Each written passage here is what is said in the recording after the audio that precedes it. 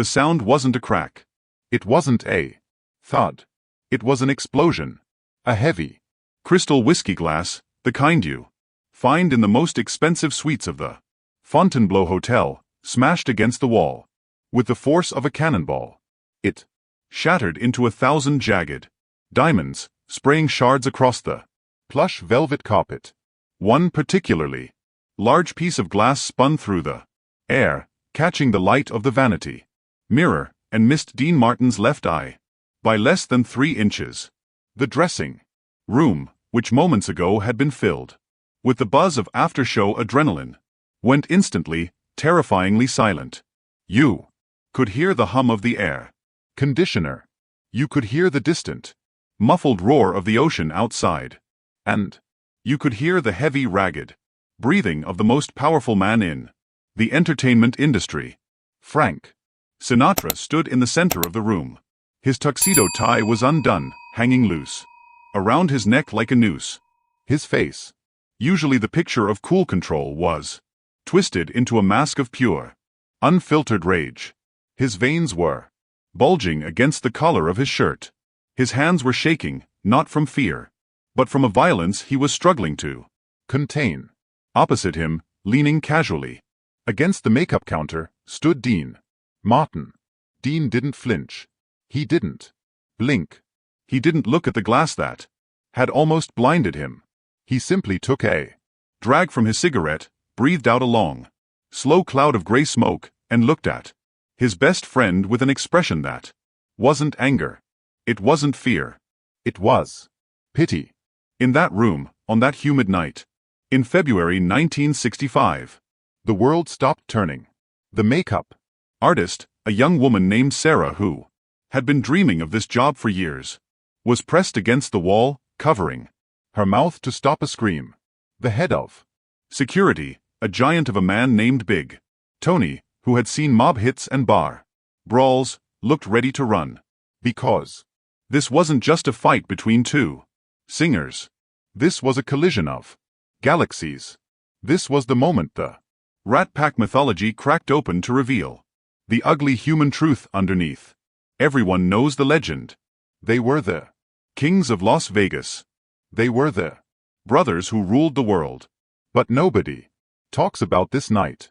Nobody talks about the jealousy that almost destroyed the greatest friendship in Hollywood history.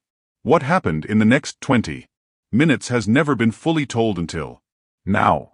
We are going back to the night Frank Sinatra tried to break Dean Martin, and how Dean Martin saved Frank Sinatra from himself without throwing a single punch. To understand why a glass was thrown in 1965, you have to understand the pressure cooker that Frank Sinatra was living in. The year is 1965. The world is changing fast, too fast for men like Frank. The Beatles have landed in America. Rock and roll is no longer a fad. It's a revolution. The kids aren't listening to swing anymore. They aren't listening to the big bands. They're growing their hair long. They're talking about revolution. And to them, a guy in a tuxedo singing about flying to the moon is starting to look old. Frank Sinatra felt this shift in his bones. He was the chairman of the board. He was the voice of a generation. But he was terrified of becoming irrelevant. For Frank, fame wasn't just a job. It was his blood. It was the only thing that told him he existed. If the applause stopped, Frank Sinatra ceased to be. This insecurity made him dangerous. It made him a perfectionist. Every show had to be flawless. Every note had to be perfect. The audience had to be under his total control. He was the general, and the stage was his battlefield. And then there was Dean.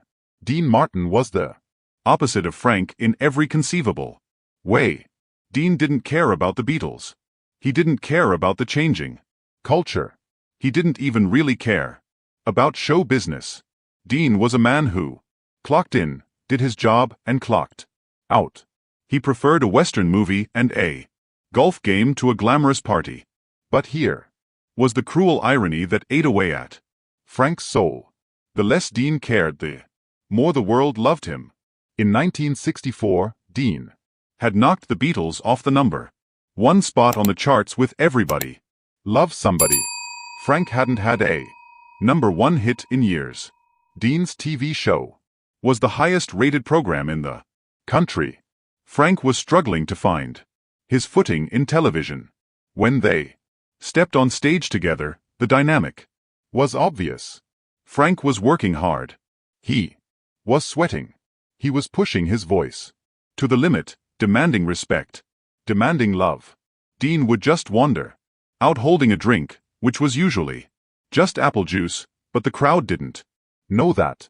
Mumble a joke, smile that sleepy half-drunk smile, and the audience would fall apart. They wanted to hug Dean. They wanted to be Dean. They feared Frank, but they loved Dean.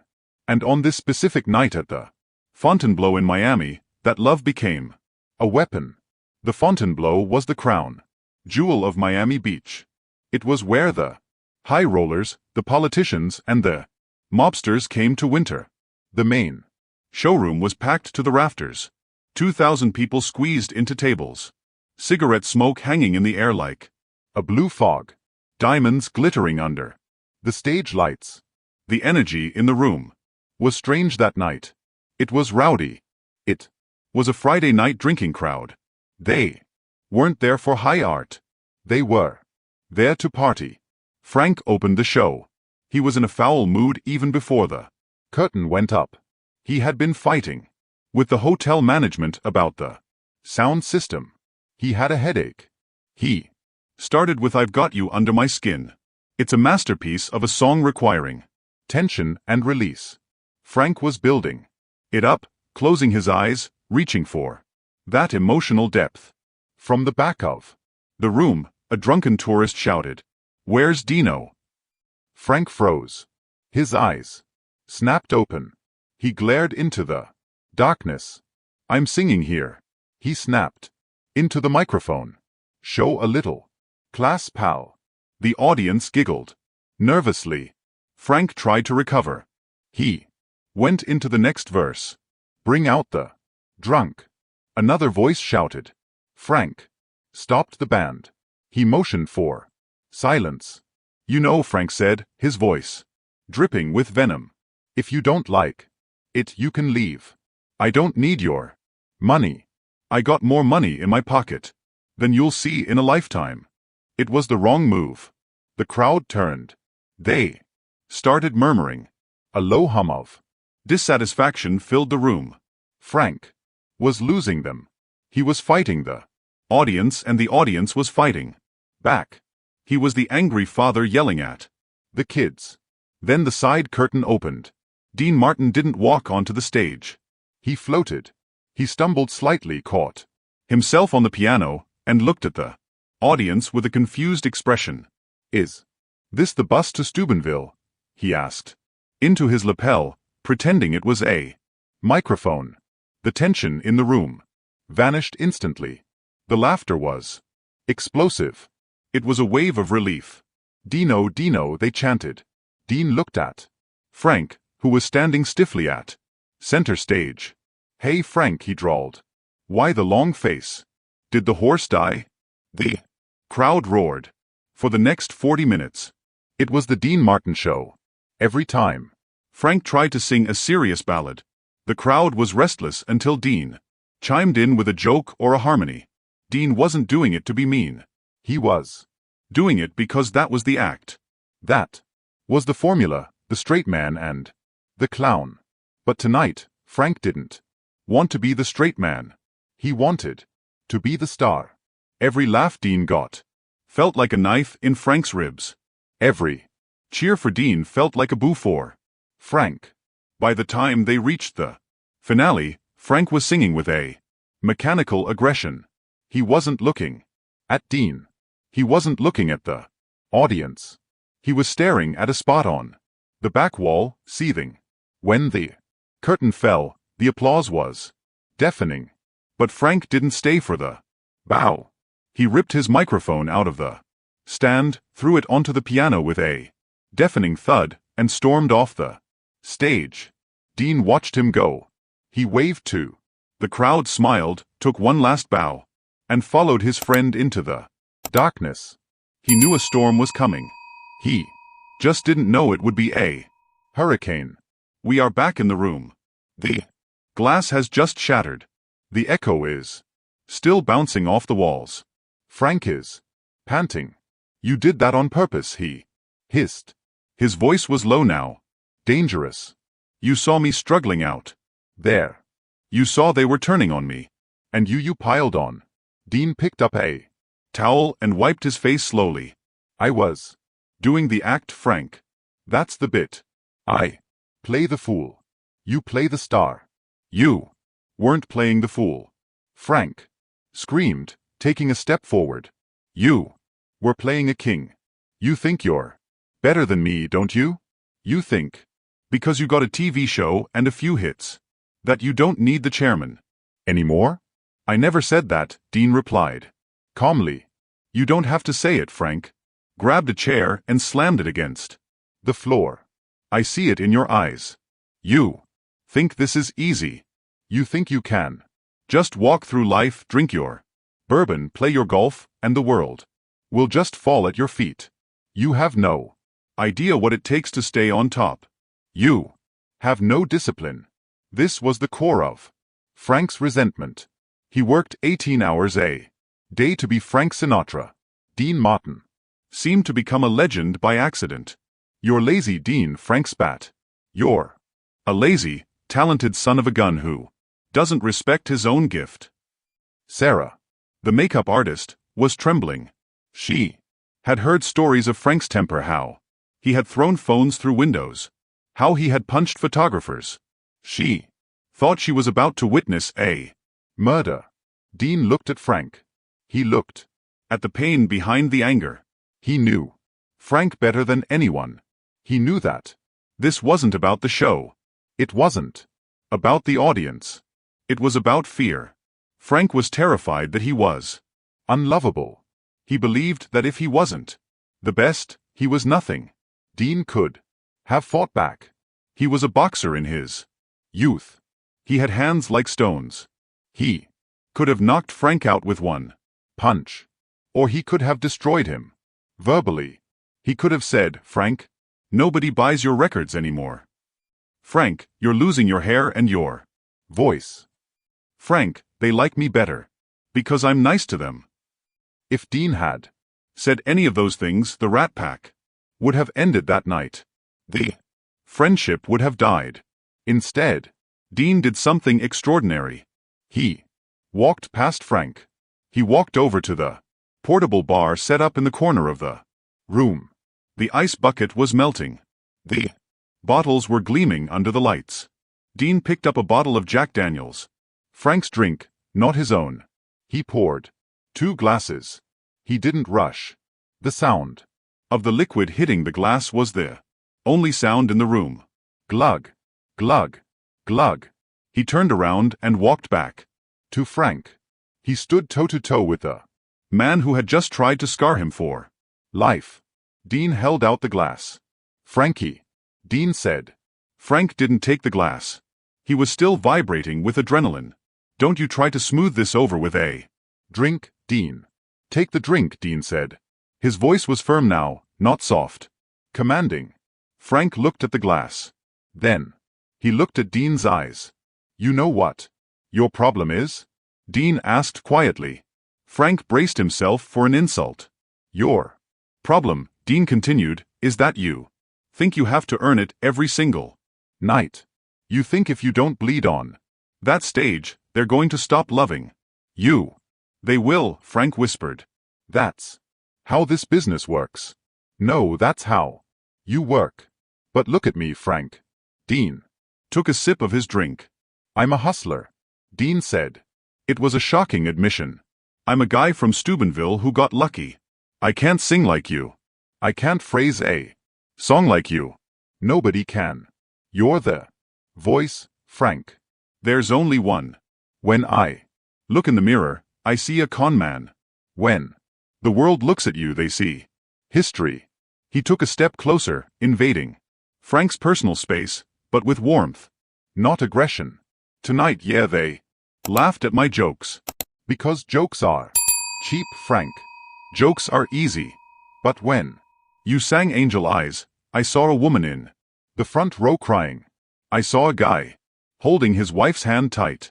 You touched them, Frank. I just entertained them. There's a difference. It was a lie. A beautiful white lie. Dean was a master vocalist and he touched people deeply. But in that moment, he was willing to make himself smaller so his friend could feel big again. He was willing to sacrifice his own ego to patch the hole in Frank's heart. Frank's face crumbled. The anger evaporated, leaving behind a naked vulnerability that was painful to watch. His lip quivered. The tears that had been fueling his rage turned into tears of shame. I threw a glass at you. I could have blinded you, D. You missed. Dean shrugged, a small grin appearing. You're getting old, pal. Your aim is terrible. Frank let out a sound that was half laugh, half sob. He reached out and took the glass from Dean's hand. His fingers brushed Dean's. You know, I'm scared, Dean. I'm scared. I'm losing it. Dean put a hand on Frank's shoulder and squeezed. You ain't losing nothing, Frankie.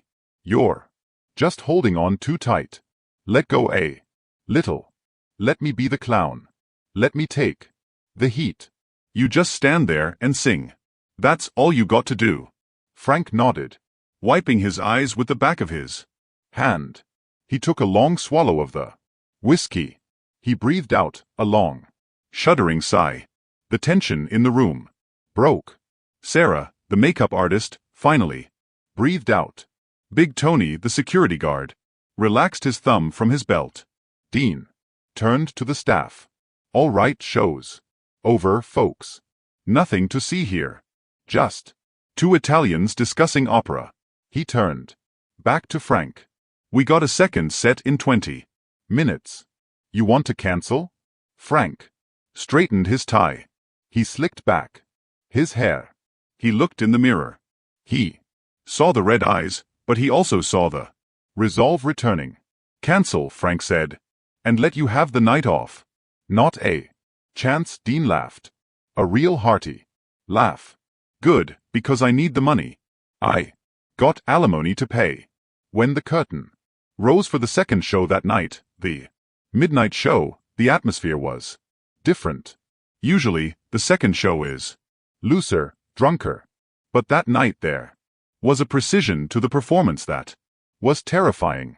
Frank Sinatra sang as if his life depended on it. But he wasn't fighting the audience anymore. He was relaxed. He was gracious. When Dean came out, Frank didn't stiffen up. He welcomed him. There was a moment during a duet of Guys and Dolls where Dean forgot a lyric. Usually, Frank would roll his eyes or make a snarky comment. This time, Frank walked over, put his arm around Dean's shoulder, and whispered the line in his ear. Dean smiled, looked at the audience, and said, "See, he teaches me everything I know." The audience cheered. They saw two best friends having fun. They didn't see the invisible scars. They didn't know that an hour ago there was broken glass on the floor. That night they performed the best version of the show they had ever done. It was magic. It was lightning in a bottle. After the show, back in the dressing room, the mood was quiet. The adrenaline was gone. The broken glass had been swept away by a porter. The carpet was clean, but the memory was there. Frank sat on the couch, smoking a cigarette, staring at the floor. Dean was changing into his street clothes, a sharp gray suit. D. Frank said, "Yeah, Frank. Thank you." Dean didn't ask what for. He knew. He just nodded and put on his hat. "See you at Jilly's? I'm starving." "Yeah," Frank said. "I'll be there." They never spoke about the incident again. Not in interviews, not in biographies, not in private. It became one of the hidden secrets of the Rat Pack. But the dynamic had shifted. Frank never tried to dominate Dean again. He realized that Dean wasn't a subordinate. He was a partner. He realized that Dean's strength wasn't in volume or power but in an unshakable sense of self. Years later, when the Rat Pack had disbanded, when the laughter had faded, and they were old men living in a world that had moved on, Frank Sinatra was asked in an interview who the most important person in his life had been outside of his family. He didn't say a president. He didn't say a mob boss. He didn't say a lover. He said Dean Martin. He was my right arm and sometimes my heart. And Dean, when Dean was dying in 1995, sitting in his armchair watching reruns of old westerns, a friend asked him if he missed the fame, if he missed the applause. Dean smiled that cool, sleepy smile. I don't miss the noise, he said. I miss the guys. I miss making Frank laugh. That was the hardest job in the world, making that skinny son of a gun laugh. That night in Miami teaches us something profound. We often think of strength as aggression. We think the strong man is the one who yells the loudest, the one who throws the glass, the one who demands respect. But the real strength in that room didn't belong to Frank Sinatra. It belonged to Dean Martin. Strength is the ability to remain calm when the world is chaotic. Strength is the ability to absorb someone else's pain without letting it poison you. Strength is being secure enough in who you are that you can let someone else take the spotlight just because they need it more than you do. Dean Martin saved Frank Sinatra that night, not with a punch, but with a drink and a kind word. He showed us that sometimes being a brother means swallowing your pride to save your friend from drowning. So the next time you see a picture of the Rat Pack laughing in their tuxedos, holding their drinks, remember the broken glass. Remember the jealousy, and remember the man who was cool enough to forgive it all. This is Dean Martin, the untold legacy. We're peeling back the velvet curtain to show you the real men behind the myths. If this story moved you, if you've ever had to forgive a friend who hurt you, leave a comment below and don't forget to subscribe. In our next video, we're going to a hospital room in 1987 for the most tragic story of Dean's life, the loss of his son, and the day the music truly died. Until then, keep swinging, Polly, and be careful with those glasses.